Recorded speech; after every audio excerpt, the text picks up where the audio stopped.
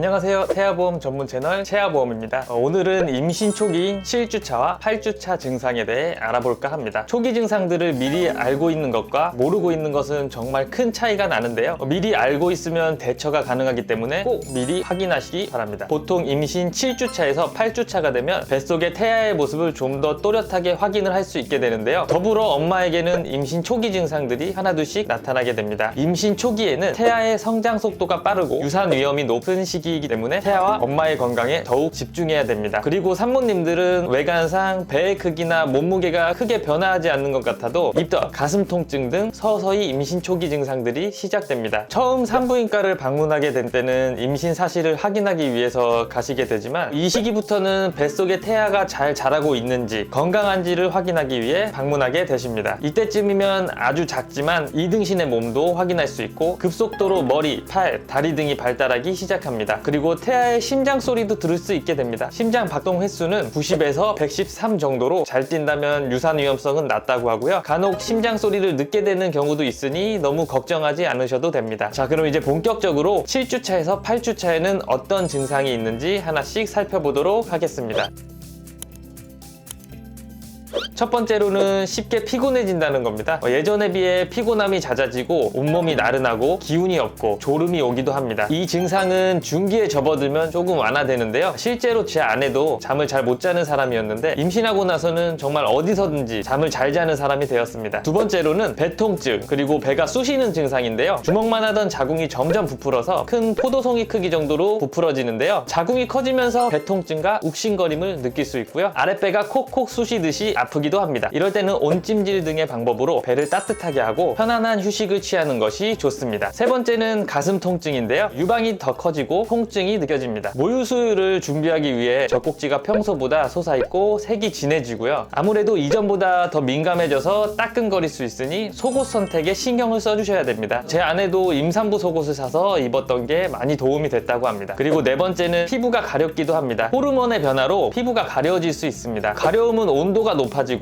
건조해질수록 심해질 수 있으니 긁지 마시고 충분한 수분 보충과 보습 관리를 해주시는 게 중요합니다. 다섯 번째로는 소변이 자주 마렵습니다. 호르몬의 영향으로 혈액이 골반 위주로 몰리게 되고 자궁의 크기가 커지면서 생기는 현상입니다. 여섯 번째로는 침이 많아진다는 건데요. 마찬가지로 호르몬의 영향으로 인해 평상시보다 침이 많이 보일 수도 있고 대략 임신 4개월 정도까지 지속된다고 합니다. 일곱 번째는 입덧인데요. 임신 중 산모의 50%에서 80% 정도가 메스꺼움을 느끼고 그 중에서도 50%는 구토를 한 경험이 있다고 합니다. 빠른 경우 6주부터 입덧 증상이 시작되고 임신 8주에서 12주 때 가장 심해진다고 합니다. 그리고 보통은 14주부터 16주쯤 사라지거나 완화되는 편인데 제 아내는 막달까지 입덧을 해서 고생한 기억이 나는데요. 만약 입덧 증상이 주수가 지나도 호전되지 않거나 복통이 동반되고 배를 누르면 아프거나 열이 나고 두통이 있다면 반드시 전문의에게 알려야 합니다. 여덟 번째로는 체중이 증가합니다. 엄마가 살이 쪄서 느는 건 아니지만 체중이 너무 많이 늘지 않도록 주의를 하셔야 됩니다. 평균적으로는 5주에서 16주 사이에는 2kg 정도 체중이 증가하는 게 일반적이라고 합니다. 그리고 아홉 번째는 감정 기복이 심해집니다. 임신 호르몬인 에스트로겐과 프로게스테론이 임신 초기 12주간 증가하면서 평소보다 쉽게 울거나 짜증이 나고 불안감이 커질 수 있습니다. 충분한 휴식을 취하고 가벼운 산책 혹은 운동을 해주시면 도움이 된다고 하는데요. 이럴 때는 남편분들의 역할이 정말 중요합니다. 평소에도 당연히 잘 해주시겠지만 임신 기간에는 평소보다 조금 더 신경을 써주셔서 행복하게 해주셔야 됩니다.